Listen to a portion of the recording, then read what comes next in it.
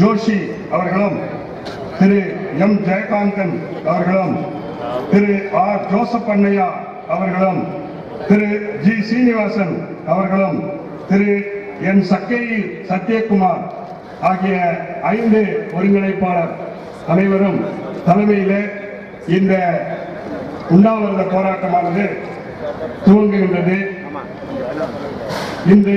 இந்த உண்ணாவிரத போராட்டத்திற்கு சிறப்பு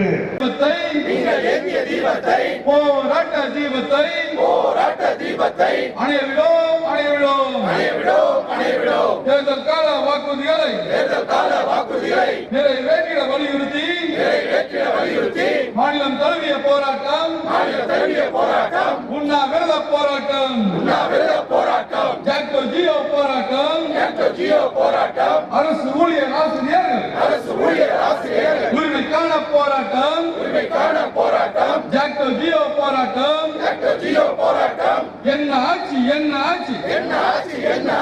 தமிழக அரசே மாநில அரசே தமிழக அரசே வருஷம் 4 போயாச்சு தேர்தல் கால வாக்குறுதிகள் என்னாச்சு தமிழக அரசே மாநில அரசே ரத்து செய் மாற்றம் திட்டமான நய வஞ்சக திட்டமான தன் நேர்ப்பு ஓய்வூதியத்தை திட்டத்தினை ரத்து செய்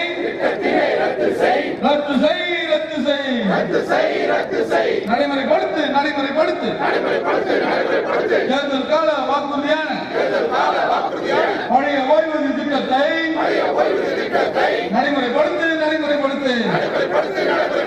அனைத்து துறையிலும் காலியாக உள்ள தலைவர், செயலாளர், பொருளாளர், துணைத் தலைவர்கள், இணை செயலாளர்கள் மற்றும் உள்ள இணை துணை வட்ட நிர்வாகிகள் மற்றும் தமிழ்நாடு அரசு ஊழியர் சங்கத்தின் மாவட்ட தலைவர், செயலாளர், பொருளாளர் மற்றும் வட்டக்கிளையினுடைய தலைவர், செயலர், பொருளாளர் உள்ளிட்ட நிர்வாகிகள் அனைவரையும், தமிழ்நாடு அனைத்து துறை ஓய்வூதியர் சங்கத்தினுடைய நிர்வாகிகள் அனைவரையும்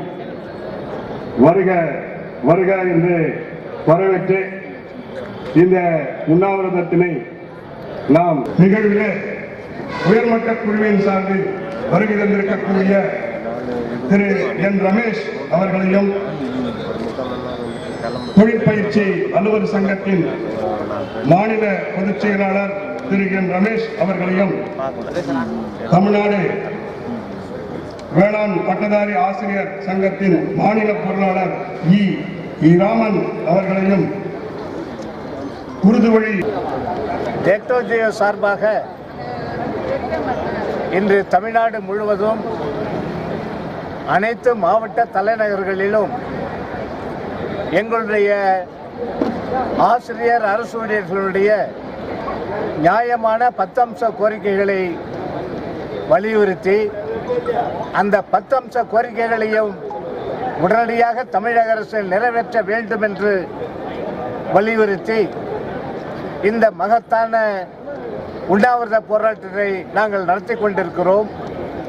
அதனுடைய ஒரு பகுதியாகத்தான் இன்று வேலூரிலே ஏராளமான ஆசிரியர்களும் அரசு ஊழியர்களும் அணிதிரண்டு மாவட்ட ஆட்சியர் அலுவலகத்தின் முன்னால் நாங்கள் இந்த உண்ணாவிரத போராட்டத்தை நடத்தி கொண்டிருக்கிறோம். எங்களுடைய மிக முக்கியமான கோரிக்கைகள் மாண்பு முதலமைச்சர் அவர்களுக்கு நன்றாக தெரியும். எங்களை விட மாண்பு முதலமைச்சர் அவர்களுக்கு மிக நன்றாகவே தெரியும் இந்த கோரிக்கை. பழைய பென்ஷன் திட்டத்தை மீண்டும் அமுல்படுத்திட வேண்டும். இது புது கோரிக்கை அல்லது புதுசா வச்ச கோரிக்கை அல்ல. இந்த கோரிக்கையை சுதந்திர இந்தியாவில் அனைத்து மாநிலங்களும் கொடுத்து வந்த கோரிக்கை. அனைத்து முதலமைச்சர்களும் அனைத்து அரசுகளும் நிறைவேற்றி வந்த கோரிக்கை இது. பழைய பென்ஷன் என்பது தமிழ்நாட்டிலே கூட உங்களுக்கு தெரியும், சுதந்திர இந்தியாவில் வந்த முதலமைச்சர்கள் எல்லாம், ராஜாஜி போன்றவர்கள் எல்லாம், ஓமந்தூர் ராமசாமி ரெட்டியார் போன்றவர்கள் எல்லாம், மதிப்பிற்குரிய கர்ம வீரர் காமராசர் அவர்களும், அதற்கு பிறகு வந்த முன்னாள் முதல்வர் பக்தவச்சலம் அவர்களும், அதற்கு பிறகு வந்த பேரறிஞர் அண்ணா அவர்களும், அதற்கு பிறகு வந்த டாக்டர் கலைஞர் அவர்களும், அதற்கு பிறகு வந்த புரட்சி தலைவர் எம்ஜிஆர் அவர்களும், அத்தனை பேரும் தமிழ்நாட்டில் கொடுத்து வந்த கோரிக்கை இந்த பழைய பென்ஷன் திட்டத்தை அமுல்படுத்திய கோரிக்கை. இதை நீங்கள் பறித்தீர்கள், அதை அனுமதிக்க முடியாது. உங்களுடைய தேர்தல் கால அறிக்கையிலே கூட நீங்கள் தெளிவாக சொல்லி இருக்கிறீர்கள், நாங்கள் ஆட்சிக்கு வந்தால் கண்டிப்பாக இந்த பழைய பென்ஷன் திட்டத்தை அமுல்படுத்துவோம் என்று சொன்னீர்கள். ஆட்சிக்கு வந்து 4 ஆண்டுகள் உருண்டோடி விட்டன. நீங்கள் எதிர்கட்சியாக இருந்த பொழுது நாங்கள் எங்கெங்கு போராட்டம் நடத்தணுமோ அங்கெல்லாம் ஓடோடி வருவீர்கள், எங்கள் தோல் மீது கை போடுவீர்கள். உண்ணாவிரத போராட்டம் 72 மணி நேரம் உண்ணாவிரத போராட்டம் சென்னையிலே நடத்திய பொழுது இரவு 12 மணிக்கு அந்த உண்ணாவிரத பந்தலிலே வந்து அங்கு நீங்கள் உரையாற்றினீர்கள். நீங்கள் கவலைப்படாதீர்கள், ஏடிஎம்கே ஆட்சி உங்களுக்கு பழைய ஓய்வூதியத்தை கொடுக்காது, நாங்கள் கொடுக்கிறோம், உங்கள் தயவோடு நாங்கள் ஆட்சிக்கு வருவோம் என்று வாக்குறுதி கொடுத்தீர்கள். அந்த வாக்குறுதிகளை எல்லாம் மறந்து விட்டீர்கள், எங்களை ஏமாற்ற ஆரம்பித்து விட்டீர்கள். நாங்கள் ஒன்றை கண்டிப்பாக சொல்லுகிறோம், நிச்சயமாக சொல்லுகிறோம், எங்களுடைய வாக்குறுதிகளை இன்று நீங்கள் நிறைவேற்ற மறுத்தால், எங்களுடைய கோரிக்கைகளை இன்று நீங்கள் நிறைவேற்ற மறுத்தால் 2026 நீங்கள் எங்களுக்கு முன்னால் கோரிக்கை வைப்பீர்கள். 2026 நீங்கள் வைக்கக்கூடிய கோரிக்கையை நாங்கள் கண்டிப்பாக, இப்பொழுது எங்களுடைய கோரிக்கையை நீங்கள் எப்படி நிராகரிக்கிறீர்களோ அதே போன்று 2026 எங்கள் முன்னால் வைக்கக்கூடிய கோரிக்கையை என்னை மீண்டும் அமைச்சராக்குங்கள், மீண்டும் எங்களுடைய கட்சியை ஆளுங்கட்சி ஆக்குங்கள் என்று நீங்கள் சொல்லக்கூடிய கோரிக்கையை கண்டிப்பாக ஆசிரியர்களும் அரசு ஊழியர்களும் அவர்களை சார்ந்த குடும்பங்களும் நிராகரிப்போம் என்பதை உங்களுக்கு சுட்டிக்காட்ட விரும்புகிறோம். நீங்கள் கொடுத்த வாக்குறுதிகள், நீங்கள் எங்களுக்கு கொடுத்த அந்த நம்பிக்கை எல்லாம் போய்த்து விட்டது. அப்பொழுது ஓடோடி வந்து எங்களுக்கு ஆறுதல் சொன்னீர்கள், நம்பிக்கை கொடுத்தீர்கள். அதெல்லாம் பொய்யா? அதெல்லாம் ஒரு நாடகமா? அதெல்லாம் எங்களை ஏமாற்றுவதற்கு போட்ட நாடகமா என்றுதான் நாங்கள் கேட்கிறோம். ஆகவே அதே போன்று ஈட்டிய பிடிப்பை ஒப்படைத்து ஊதியம் பெறக்கூடிய உரிமை இருக்கிறது. அது யார் கொடுத்தது? கலைஞர் கொடுத்தது, உங்களை ஈண்டெடுத்த அப்பா கொடுத்தது. அந்த உரிமை கூட அப்பா கொடுத்த உரிமை என்று கூட பார்க்காமல் அந்த உரிமையையும் அடியோடு நீங்கள் பறித்திருக்கிறீர்களே, இது நியாயம்தானா? உங்களுடைய அப்பா ஆவி உங்களை மன்னிக்குமா? மன்னிக்கவே மன்னிக்காது.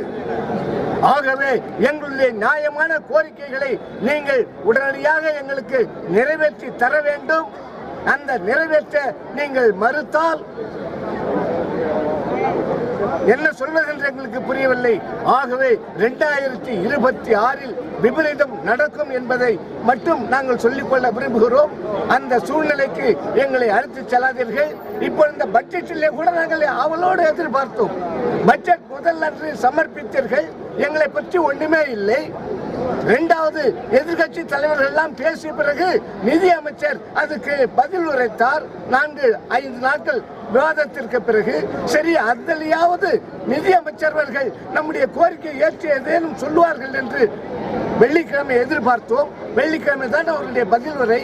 அந்த வெள்ளிக்கிழமையில் கூட அன்று கூட எங்களை பற்றி ஒன்றுமே சொல்லவில்லையே. 4 வருஷமா உங்கள்கிட்ட கோரிக்கை சொல்லிக்கினே இருக்கிறோம். இன்னும் எத்தனை வருஷம் நீங்க கோரிக்கை கேட்பீங்கன்னு எங்களுக்கு தெரியல.